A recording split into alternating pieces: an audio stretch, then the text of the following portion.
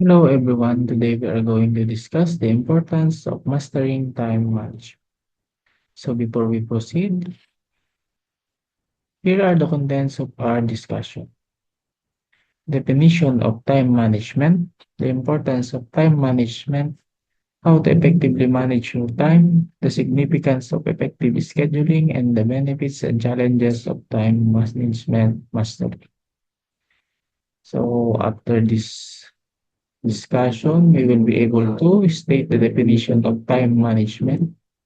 Learn the importance of time management, determine the different techniques and strategies of effective time management, identify the significance of effective scheduling, and know the benefits and challenges of mastering time management. So, what is time management? Time management is the process of consciously planning and controlling time spent on a specific task to increase how efficient you are.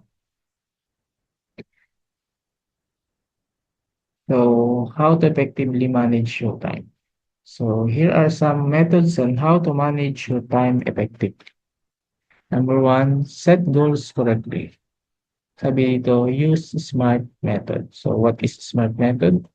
Being specific, measurable, attainable, relevant, and timely. Next is prioritize wisely. So kailangan we prioritize tasks based on importance, urgency, and difficulty. Next is set time limit to complete tasks.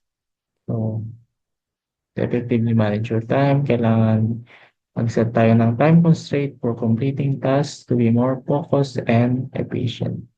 Yan. And next is take a break between tasks. So, allow some downtime between tasks to clear your head and refresh yourself. Kailangan din naman nating magpahinga pagkatapos nating tapos ng isang activity, then tuloy ulit natin afterwards. Then next is organize yourself. So, organizing yourself, yung kailangan lang naman nating i-utilize yung calendar. Then remove non-essential tasks. So, we need to determine what is significant and what deserves your time. Siyempre, kung hindi nga naman deserve yung time, bakit mo pagsasayangan ng oras? And lastly, we need to plan ahead. So think of what needs to get done 'yan. Kailangan nating planuhin, kailangan nating dapat alam natin kung ano yung dapat tapusin sa araw na ito, parang gano'n. And next is 'yan, dito naman natin malalaman the importance of time management. So, here it says, it allows high productivity. It also promotes effective decision making, it decreases stress, and it gives more extra time. Also, it enables you to realize your goals. So, dito sabi niya is it gives more extra time yan. Time management nga naman kung maayos mong na-manage yung time mo, mas marami kang extra time to do your hobbies.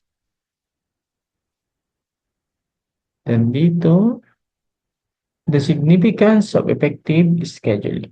Yan. Sabi dito, an effective schedule is about getting people in the right place at the right time and importantly, doing the right task. At the same time, effective scheduling allows individuals to be more productive. Tapos, here are some of the benefits of time management mastery. Yan. It increases productivity, it improves confidence, improves self-discipline, and yan, things seem easier. Good work-life balance and better work reputation and opportunities. So, sa increased productivity, yan, nakakatulong siya when you prioritize your tasks. Tapos, dun naman sa improve confidence, pag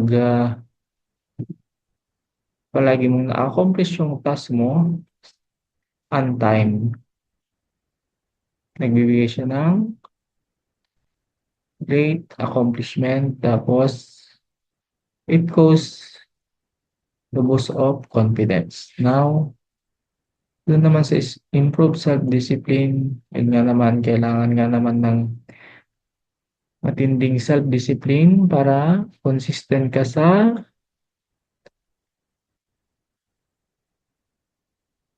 pag-manage ng time mo. Kasi nga minsan nadi-distract tayo, social media, Facebook, TikTok, ganun, games. Tapos dito naman, things seem easier. Yan. Mas napapadali nga naman yung mga task natin 'pag naka-categorize natin siya from their difficulties, their importance, can their urgency. Yan. So, also dun sa good work-life balance, 'pag meron ka nga namang maayos na time management, mas madali nating i-balance yung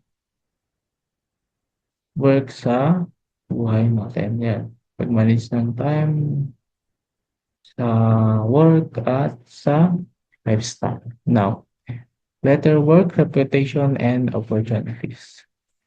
'Pag 'pag mas productive ka nga naman sa work, mas maganda ang reputation mo, mas malaki ang impact mo sa organization.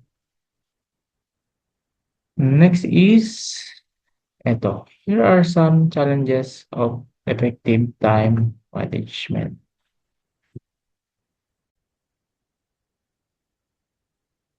So, eto, some challenges is distraction, procrastination, failing to complete set goals. Yan.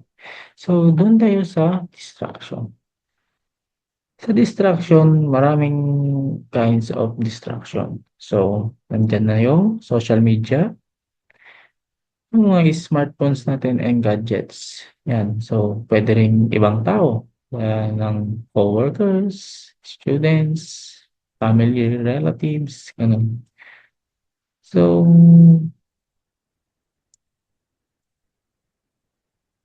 para maging effective yung time management natin, kailangan nating malimit yung amount of time spent on our phone. Yan. So, bawasan natin yung oras natin sa pag-browse sa social media, paglalaro. Then, another another challenge is multitasking. Yan. So, madalas nagkakaroon tayo ng maling pagkakaintindi sa multitasking. Madalas ang alam natin 'pag nagmu-multitask tayo, mas mabilis nating matatapos yung mga task natin. Pero yun, minsan 'pag, pumalya yung mga ginagawa natin dahil nga nagmu-multitask tayo, hindi natin mai-focus yung time natin dun sa isang task para matapos agad. So, yun, madalas nagpe-fail and it cause as chain effect dun sa mga iba pang task na ginagawa natin. Kaya imbes na mas napapadali, mas nagpe-fail tayong matapos. Another is, yan, procrastination. Procrastination. So, usually, ginagawa natin yan as a student. Procrastinate tayo, hindi hindi natin ginagawa yung mga task natin agad. Hinihintay pa natin na umabot sa deadline bago tayo mag-cramming. Tapos, eto na, failing to complete set goals. Yan. Pag, pag nga naman, nag-fail tayong gawin yung sinet nating goals, parang nawawalan na tayo ng gana na ituloy yung mga task natin. So, yan. To overcome this, Yun nga, ibawasan natin yung mga distraction natin. Iwasan din natin yung pagmo-multitask kung kaya. Tapos, yung procrastination, kailangan lang naman natin ng matinding self-discipline para ma-address yung issue na yan. Tapos yan, yung failing to complete set goals, dapat hindi tayo nawawalan ng na 'pag hindi natin natatapos yung mga sinet nating goals. Kailangan i-set lang ulit natin yung goals. So ayun, in conclusion, yan, effective time management is a valuable skills that empowers you to take control of your time, reduce stress, increase productivity, achieve your goals, and live more fulfilling life. So 'pag nga naman maayos nating nagawa yung time management, mas napapadali ang buhay natin. So that's all. Thank you.